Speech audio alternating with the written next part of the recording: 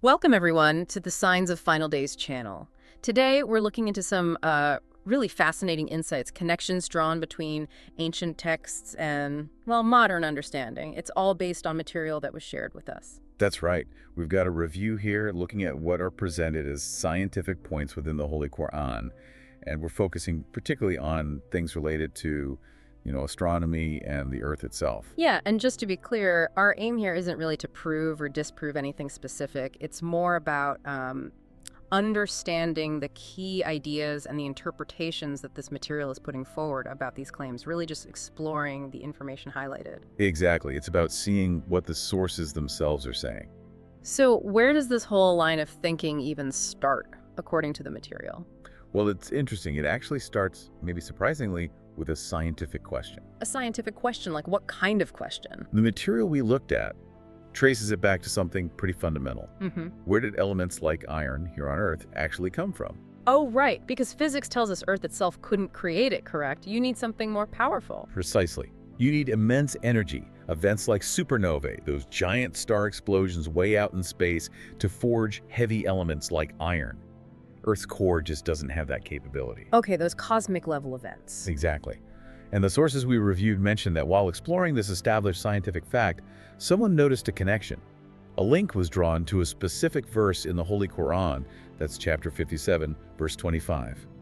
And the material points to scholars, like Dr. Zaghloul al-Nagar, who've talked about this very connection. Huh. So finding that potential overlap between where iron comes from scientifically and a Qur'anic verse, that was the spark. That seems to be how it's presented, yeah. That moment is shown as sort of opening the door, making people wonder, okay, if this connection exists, what else might be in the text that resonates with scientific understanding? That makes sense. An unexpected link makes you look closer. But still, why look for scientific details in an ancient religious text in the first place? What's the thinking there, according to these sources? That's a really central question. The material touches on this by explaining a bit about the nature of the Qur'an as it's understood by Muslims. The sources state it's considered a miraculous text. And part of that perceived miracle is its incredible linguistic eloquence. The language itself. Yes, the sheer power and uniqueness of the Arabic. The material even brings up the challenge mentioned within the Qur'an itself. I think it's in chapter 11, verse 13, basically challenging anyone to produce even a few chapters comparable to it. So the literary quality is seen as one aspect of its unique nature. That's part of it. But beyond the language, the core idea presented in the sources is that the text contains knowledge that, well, simply wouldn't have been humanly possible to know 1,400 years ago at the time it was revealed. Okay. So the premise is it potentially holds information beyond the understanding of that era. That's the context, yes. And that sets the stage for why someone might look for insights that science only confirmed or discovered much, much later. All right, that provides the framework.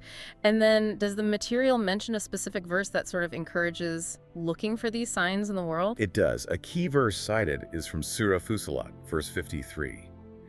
The translation provided is, "Soon will we show them our signs in horizons, furthest regions of the earth, and in their own souls, until it becomes manifest to them that this is the truth." Signs in horizons, like the cosmos, space, and in their own souls, meaning within ourselves, humanity. Correct. The interpretation offered in the sources is that this verse is basically an invitation, maybe even a kind of instruction, to look for divine signs both outwardly in the universe and inwardly within our own being. And focusing on the horizons, the cosmos, naturally leads to astronomy. And specifically, in the material we're discussing, to the Earth itself and its nature. Which brings us neatly to one of the really big claims examined in the material, the shape of the Earth. Yes. This is where, according to the sources, things get particularly interesting. The main assertion explored is that the Holy Qur'an actually indicated the Earth was spherical, or at least not flat, about 1,400 years ago. And that's significant because, as the material points out, the common understanding back then, you see it in old maps from ancient Greece, people like Anaximander or Hecataeus, they generally depicted a flat Earth. That was the prevalent view, yes. So the sources highlight specific verses interpreted as supporting a spherical concept. They name chapter Al-Naziat, verse 30, chapter Al-Zumar, verse 5, and also chapter Al-Rahman, verse 33. Okay, let's maybe unpack those a bit. How do the sources interpret, say, chapter Al-Zumar, verse 5? All right, so the translation given for a key part of that verse is, "He makes the night to go in the day, and makes the day to go in the night. Okay, the cycle of day and night. Pretty straightforward. On the surface, yes. But the sources offer another translation for the Arabic verb used there, focusing on the action. It's given as, he wraps, spherizes night on day, and spherizes day on night. Wraps, or even spherizes. That sounds much more active, more descriptive than just goes in. It does, doesn't it? And the interpretation presented in the material argues that this specific description, night and day continuously wrapping or spherizing around each other well, it demands a spherical system to work. How so? Think about how day turns into night on a globe. The line between light and dark, the terminator, it sweeps across a curved surface. It wraps around. This constant transition, this wrapping phenomenon, it only really makes physical sense if the Earth is a sphere, or roughly spherical, rotating. Ah, I see. The dynamic itself, the wrapping, implies the shape. That's the argument presented, yes. That this interpretation aligns perfectly with our scientific understanding of a rotating spherical Earth. Interesting. Okay, what about that other verse, chapter Al-Naziat, verse 30, and the word Isakitsa? Ah. That sounds like a key one based on the notes. Ah, yes. Kitsakat. This is a really fascinating point the sources spend time on.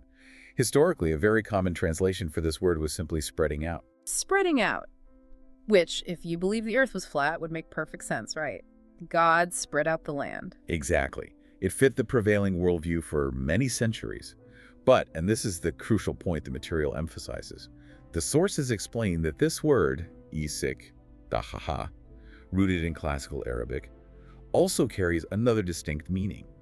Which is? He made it like the ostrich egg. Like an ostrich egg. Okay, how does an ostrich egg relate to the earth? They're not exactly spherical, are they? That's precisely the point the material draws out. An ostrich egg isn't a perfect sphere. It's oval-shaped, sort of geoid, right? Right. And the connection made in the sources is directly to modern science. We now know the Earth isn't a perfect sphere either. It's technically an oblate spheroid. Meaning it's slightly flattened at the poles and bulges a bit around the equator because of its spin. Exactly. So the interpretation highlighted in the sources is that linking it aha specifically to the shape of an ostrich egg is incredibly significant. It's seen as aligning not just with the general round concept, but with the more precise, non-perfectly spherical shape that science only discovered much, much later. Wow. So the argument is the text didn't just say round, but used a word that implies a specific type of roundness, like an ostrich egg, which happens to mirror the Earth's actual spheroid shape. That's the essence of the point presented in the sources, yes. It's framed as a remarkable detail, suggesting a level of precision in the text that resonates strongly with later scientific findings about the Earth's true geometry. That is quite a connection they're making there. Okay, and the third verse mentioned was chapter Al-Rahman, verse 33, involving the word waqtar. Yes, Akhtar. The phrase in that verse, as translated in the material, goes something like, if you're able to pass across the diameters of the heavens and the earth, then do. Diameters. Again, I sense there might be an older interpretation versus this one. You're right. The sources note that an older, common understanding of oxai, octai, was often regions or zones, so, pass across the regions of the heavens and the earth. Which is quite general, doesn't imply much about shape. Exactly. It works fine without suggesting specific geometry. But the meaning highlighted in the material we reviewed is diameters. Okay, why is that significant? Well, the sources point out that psi, chi, and iktar is the plural form of yiver, and mathematically, ikai means diameter. Ah, like the diameter of a circle or a sphere. Precisely. So if you interpret the verse as challenging beings to traverse something via its diameters, that concept diameter inherently implies a round or spherical body. You measure diameters of spheres, circles, not typically flat planes in the same conceptual way. So reading kite ka aktar as diameters in the context of heavens and the earth is presented as another piece of linguistic evidence pointing towards spherical shapes. It's viewed, according to these sources, as another layer reinforcing that idea, consistent with the interpretations of the other verses we discussed. It adds a mathematical dimension almost. And the material also mentioned a personal deduction related to this. Yeah, just briefly, the author of the source material seemed to personally deduce from that phrase, diameters of the heavens and the earth, that maybe the heavens, the universe itself, might also be structured in layers, perhaps spherical ones, kind of extending the idea. It's really something, isn't it? Seeing how these sources break down specific words, explore their different possible meanings from classical Arabic, and then connect those interpretations to modern scientific knowledge about our planet's shape. Absolutely. And what's quite striking is how this suggests interpretations aren't static. They can evolve or gain new layers of meaning as our own knowledge, scientific or linguistic, expands over time.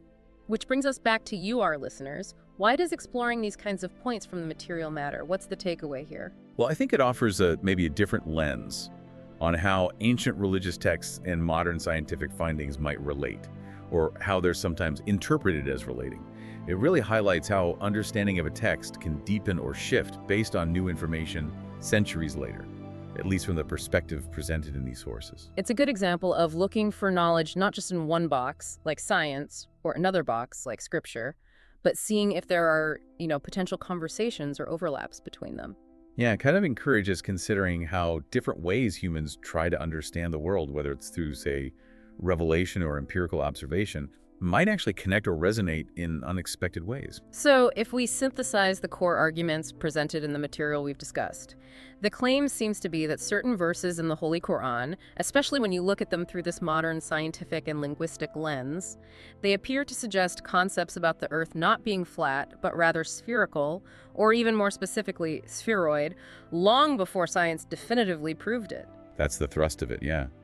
With those specific interpretations of key words like sense, daha, the ostrich egg shape and CV total car diameters, being pretty central to the case made in the sources. It definitely makes you think, doesn't it?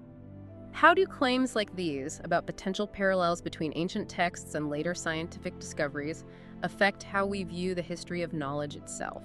Or even just the relationship between faith and science. It certainly prompts questions. It really does. And it makes you wonder what other areas, maybe other texts or other fields of science, might hold similar kinds of intersections just waiting to be looked at in a new light. The fascinating thought. It suggests that maybe the search for understanding, wherever it leads us, can reveal some surprising connections across time and different traditions of thought. Well, this exploration, drawing from the material shared with us, has been brought to you by the Science of Final Days channel. If you found this discussion interesting or insightful, please do give this audio a like, maybe share with others who you think might appreciate it, and definitely subscribe to the channel. We'll be back with more explorations into fascinating topics like this one. Thanks for listening.